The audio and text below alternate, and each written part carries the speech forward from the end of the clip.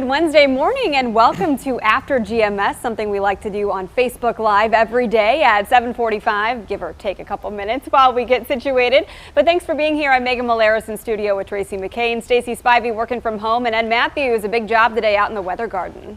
Yeah, just know the delays are always technical issues. We're here from like 2 in the morning on, so we're here. We're ready. All right, Ed Matthews, you're standing by with some important information. There are so many changes to talk about, not only in the Gulf, but here locally, our weather is so different. Yeah, it's dry at the moment, but as we start this segment, I want to go ahead and give you an update on powerful Hurricane Sally. We're getting hourly updates now and have a bad radar frame in there, so that's the reason the rain disappears. I wish it would disappear, but that's not the case. Category 2 storm made landfall earlier this morning near Gulf Shores, Alabama, and it's still in the vicinity of Gulf Shores because it's barely moving to the north-northeast, crawling at only 3 miles per hour. It moved inland. It strengthened overnight. It became a Category 2 hurricane with winds of 105 miles per hour. Now, the winds will start to die down.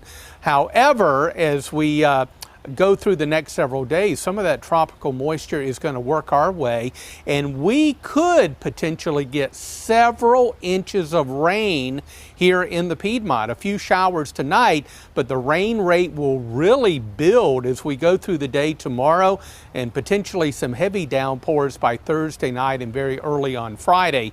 And then later Friday, I think the rain will kind of start to wind down, and that'll set the stage for a dry weekend. Now, with the anticipation of maybe several inches of rain, we will be under a flash flood watch for Thursday through Friday evening. It's just a watch, and that's exactly what your forecast team is going to do. Keep an eye on things, but I wouldn't be a bit surprised with the forecast rainfall totals that we could see numerous flash flood warnings here in our part of the Piedmont. It's all dependent on exactly where that remnant low goes and how quickly it moves through the area.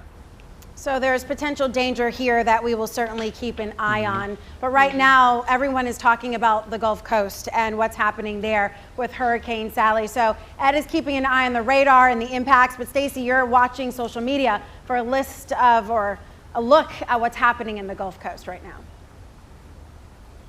That's right, Tracy. This slow-moving storm has already caused massive power outages, and it's got damaging winds with potentially historic flooding. Let's go ahead and take a look at what we're seeing on social media this morning. CBS's Manuel Bojorquez is in Mobile, Alabama. This is a look outside of his hotel there. You can see the strong winds moving around those trees, and if you could hear it, sounds like a howling type noise. And CBS's David Begno is in Pensacola Beach. From the looks of it, they seem to be having much stronger winds and rain there. You can see the palm trees slightly bending as the storm moves in. And take a look at this. This is some of the first look at the damage in Gulf Shores, Alabama, where Sally made landfall earlier this morning. I'm sure we're going to see a lot more like that coming out later today. And lastly, look at the storm surge from earlier this morning in Gulf Shores, Alabama as well. Just some scary images. I've seen a lot more of those heavy winds and rains that we've been talking about all morning long. But again, everyone's worried about that flooding and the possibility because of this slow moving storm. Yeah, and so we use storm surge as a weather term, but Ed, you have a really good way of explaining what that wall of water really means. So that's exactly what it is. It's a wall of water that is being kind of forced inland from the winds, the very strong hurricane force winds that just kind of push that water inland. And with this particular Category 2 storm, we're looking at the storm surge possibly 10 to as much as 15 feet. Now, that's a very low-lying area if you look at the topography along the Gulf Coast. So that brings a lot of flooding right near the beaches. But also, the slow-moving storm is producing torrential rains. And we're still looking at some areas right along the Gulf Coast. We're talking about Alabama, definitely, where it made landfall, but even east into Florida, upwards of 15, 20 inches of rain a possibility. And that's just because of the slow-moving storm. So they get flooding from two different sources, the wall of water and then the fresh water, rain, that is just really, really coming down in torrential bands right along the coast this morning. Yeah, very hard to see those images. I was just telling Tracy, my family used to vacation in Gulf Shores, Alabama, because it was drivable from St. Louis. It's a popular spot for Midwesterners because you can get there in less than 12 hours. And it's hard to see those images and think about what is to come if this flooding gets worse in a lot of those resort towns and neighborhoods around there as people are dealing with this so early in the morning. Ed, you mentioned that storm surge. I remember seeing it in Hurricane Matthew when it hit the North Carolina coast as a weaker storm than this one is. And you can just look over the balcony and see this water rushing beneath you. It's kind of a frightening phenomenon. And again, it emphasizes why flooding is one of the most serious side effects of these storms, the deadliest, as it can affect not only the towns that are near the coast, but also the towns that are a little bit inland that might not think they're in a flood zone. Well, you know, it was very interesting. Before it ever started raining along the Gulf Coast yesterday, Stacy was showing us video and photos of water that was already being pushed inland. So it pushes inland, and as the storm approaches the coast and makes landfall, then the real big surge of that wall of water moves in. So some of those low-lying areas were getting flooding before it ever started raining yesterday, and that's when the storm was just hovering offshore. Yeah, I guess that's the other thing that's so dangerous about the storm, Ed, is that its pace is so slow. It's literally crawling. Yes. And that presents more of a danger for people there. Yeah, you know, rainfall amounts have nothing to do with the strength of the storm. You could have a little baby tropical depression with very little in the way of wind, but it's loaded with that tropical moisture from the ocean, and if it's slow moving, it's just going to continuously downpour in areas for a prolonged period of time with that slow movement. So it doesn't matter whether it's a hurricane or a tropical storm or even a tropical depression. The slow movement, how quickly it's moving across the landscape, really dictates how much rain you're going to get. I remember with Hugo. You remember Hugo back in 1989, it moved through the Carolinas, and it was moving through the Piedmont at about 30 miles per hour. It was moving very quickly, brought a lot of damage to the Charlotte metro area.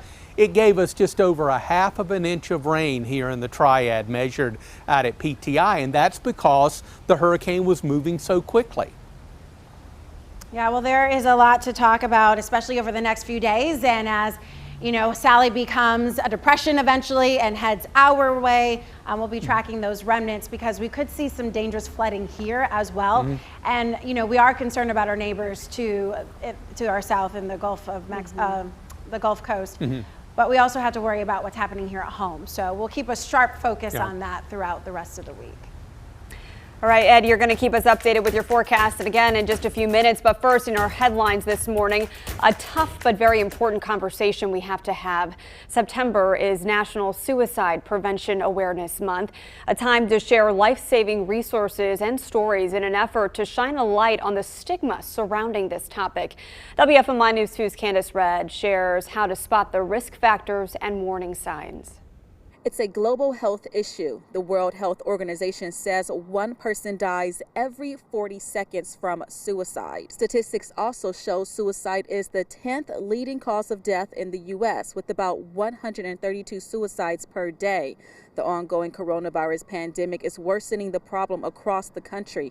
In fact, during late June, about 40% of adults reported struggling with mental health, substance abuse, or suicidal thoughts. One way to help others or yourself is to know the risk factors and warning signs. Some risk factors are mental disorders, feelings of hopelessness, job loss, and lack of social support. Warning signs include extreme mood swings, sleeping too little or too much, withdrawing from others, and talking about being a burden.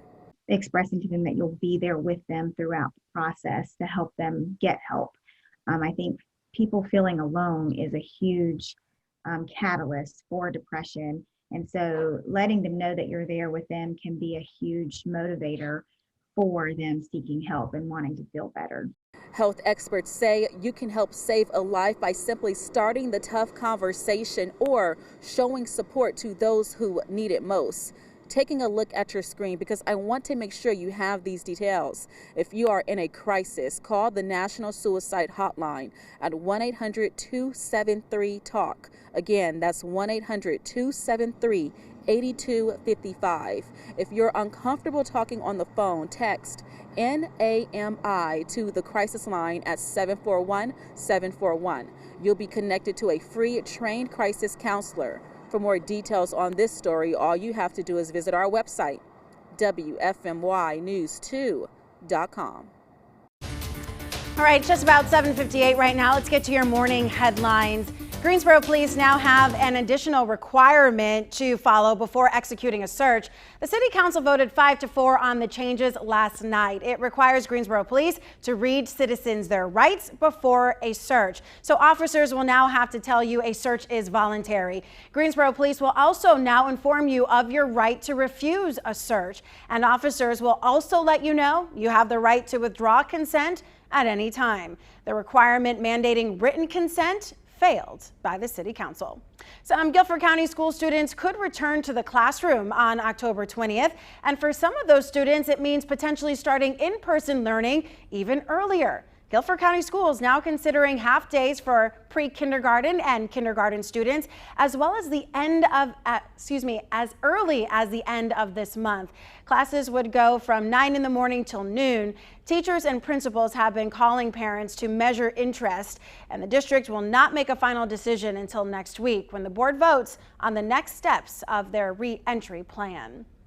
The district is also giving families more time to register for 2 virtual academies. You now have until September 25th to sign up for the e-learning virtual academy. That's for students in kindergarten through 5th grade, or 6th through 8th grade students would enroll in the e-learning university prep course. But remember, once a student is enrolled in a virtual academy, they can only transfer out of it at the end of the semester or at the end of the year. Let's take a look at what's topping our national headlines today. Dangerous wildfires are still burning in the West and prompting serious air quality concerns. Smoke and ash have filled the skies around fire zones in Washington State, Oregon, and California. Officials there are urging people to stay inside with the windows closed. They're also warning that the air will likely be toxic for days or even weeks after the fires are extinguished. After week 1, the NFL is reminding teams they have to wear face coverings when on the sidelines. The league sent a memo to all 32 teams saying they must remain vigilant and disciplined in following the protocols after several people did not wear masks during the games. Rules require everyone with bench area access, including coaches and trainers, to wear face coverings. The punishment for not following those guidelines has not been announced, but it could include anything from a fine to ejection. There are 100 days until Christmas. Maybe one of these will be on your Christmas wish list for Santa. Apple debuts 2 new Apple Watches, an iPad Air, and a new service called Fitness Plus. The new Apple Watch is cheaper and can read blood oxygen levels.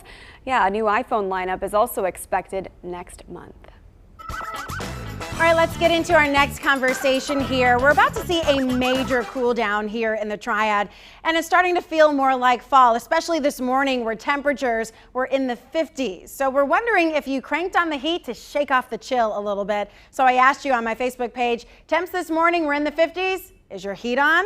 Well, we heard a lot from a lot of people. Norlita said, nope, my heat Won't be on until probably mid to late November. Fran Holt said, no AC, still on auto. Donna Smith Daniel said, no heat for me. I love it. Mamie Dockery McClunley said, nope, still air. Ceiling fans are on too. My husband doesn't agree, but I love cool, cold weather. Christine Jones Marley said, no, not yet. I have a blanket over me. Melissa Gregory said, nope, heat is not on. Don't need it. It is so nice. I will say the change is different. I needed a sweater and an extra blanket last night, but I'm also just naturally a colder person.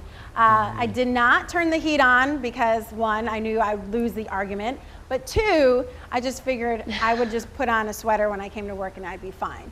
However, I'm curious to know if you guys turn on the heat. Ed's already shaking his head no, so didn't happen in your house. No, it did not happen. We're going to have an Arctic blast before I turn on my heat.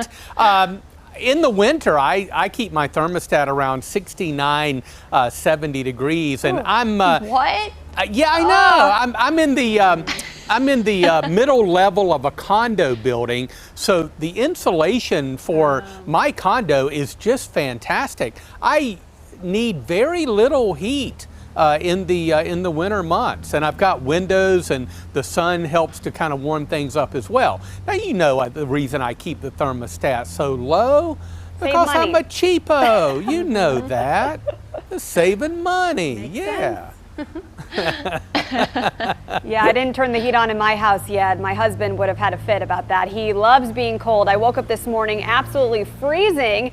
And here Trevor was. He had the air conditioning blasting, our extra window unit blasting, the fan on. And I walked into my son's room to make sure he was okay. And he was perfectly fine too. So apparently I am the only cold-natured person in our house. And it will probably be a while until I can turn that heat on without somebody coming up behind me and turning the air conditioning back on. But I did control the heat in my car, and that was on for a bit this morning to get the chill out. We can control what we can control, and that's it. All right, Stacey, you have a big fluffy dog to keep you warm, I'm sure.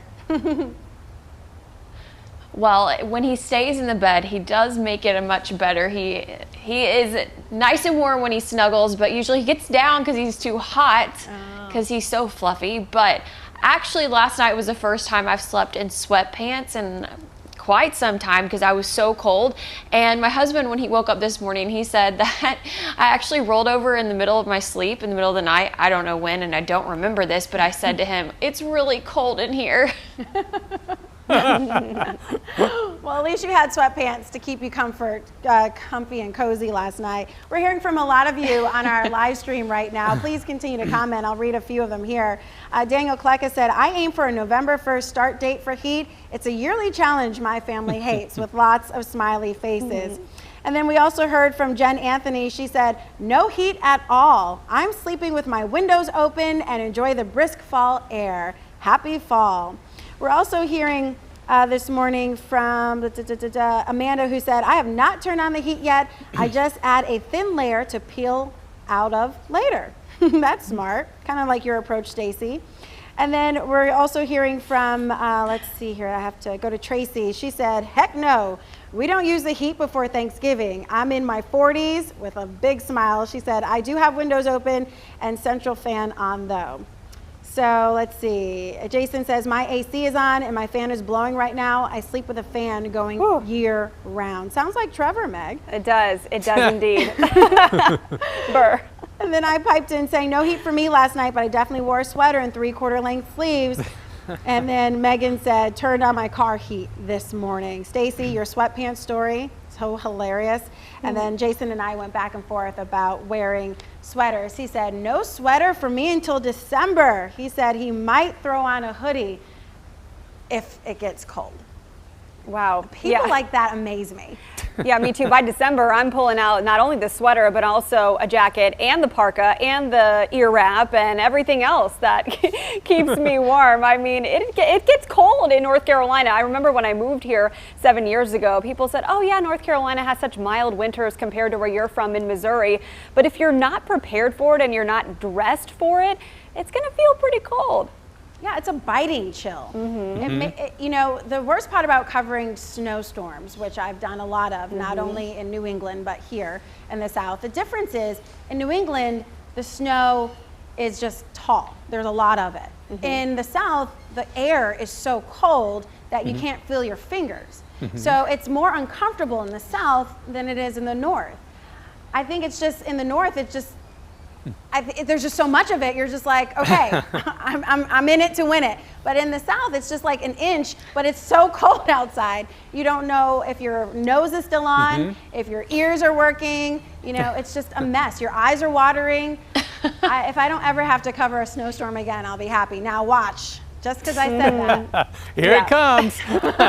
A comment I want to make about that. I had some friends to move to North Carolina from Chicago, and they said this is the coldest place I've ever lived in my life. It also has to do with the amount of moisture in the air. A dry cold does not physically feel as cold as what I guess we could call in the South a wet cold, or cold air that does have more moisture than what you would experience up north or out into the northern plains, where that is just bone-chilling, very dry air. So it is a difference. It feels colder down south, and I think that moisture content of the air is somewhat of a factor. So we're going to get into the 40s by the weekend, overnight temperatures. Is that what I heard you say earlier? I think Sunday morning or Monday morning will be around 49, 50. Ooh. Yeah. Stacy, FYI, when you go to work Sunday morning, dress warmly. And what's the worst part is that it is so cold in the studio. It feels like it's 40 degrees in the studio at all times. And I know you two can attest to that. Oh yeah, I just wrote on our feed, and I think a lot of other people agree with me because I got some likes on that comment saying that the coldest season in the South is summer at the office. The AC is so cold for some reason at a lot of workplaces, but it's okay. You know, thankfully when you're cold, you can warm up with layers. It's harder to do if you're hot, and yeah, you're kind of out of luck. That post went viral for Southern Magazine last year when they said that. I mean, it is so true. The office is one of the coldest places. And then they followed it up by saying, who controls the heat at your office? Is it the females or the males? And we all know how that went. So we don't have to start that argument here, but we know the answer internally. Yeah, no, our staff is good though. When we do ask them to turn it up, they sometimes comply. So it's just, people's body temperatures are so different. So what feels freezing to Tracy and me might feel super comfortable to Ed Matthews. Yeah. Wow. Yeah. Well, Grady says he's sitting on the deck drinking coffee. It's nice shorts and t-shirt weather. So, yeah. All right. I mean, it is like today around 1. But you know, what is it, 52 degrees right now? Wow, Ed Matthews. Yeah, we went down into the 50s, and I know Martinsville, which is usually a colder spot, and Sparta up in the mountains went down into the upper 40s this morning. So it's plenty chilly here in the Garden this morning. All right, well, why don't you close us out with a look at the forecast and what we can expect moving forward? Okay, I want to talk just a minute about Sally. We're getting these hourly updates now because we are tracking it by radar now that it's moved inland. Bit of good news, the winds are starting to decrease slowly but surely. It made landfall near Gulf Shores, Alabama earlier this morning, and it's really pretty much still over Gulf Shores because it's only moving at 3 miles per hour to the north and northeast, but the winds are down a bit to 100 miles per hour. Now those winds will continue to decrease as we head through the day, but we're going to be tracking that remnant low that will move across Georgia and down through South Carolina and probably through southeastern North Carolina around Lumberton and over to the Wilmington area. This is nudged a little bit farther north than what we were looking at yesterday. So we've got to be concerned here in the Piedmont about the possibility of some heavy downpours later Thursday and especially Thursday night, maybe extending into early Friday. We could get several inches of rain. Now, the exact track of the remnant low and how quickly it moves through the area will ultimately determine how much rain we get. But our computer models are in fairly good agreement here, anywhere from 2 to maybe a few spots upwards of 5 inches of rain, and maybe a little bit more than that down through the southern Piedmont towards Salisbury and into the Charlotte area as well. And of course, lesser amounts as we move up into southern Virginia and out over northwestern North Carolina around Wilkesboro and over to Surrey County. Now, this is fluid. We're going to update these as we go through the day and tonight, but Piedmont Triad, I'd be ready for the likelihood of some heavy downpours. We will have a flash flood watch in effect for Thursday, Friday through Friday evening.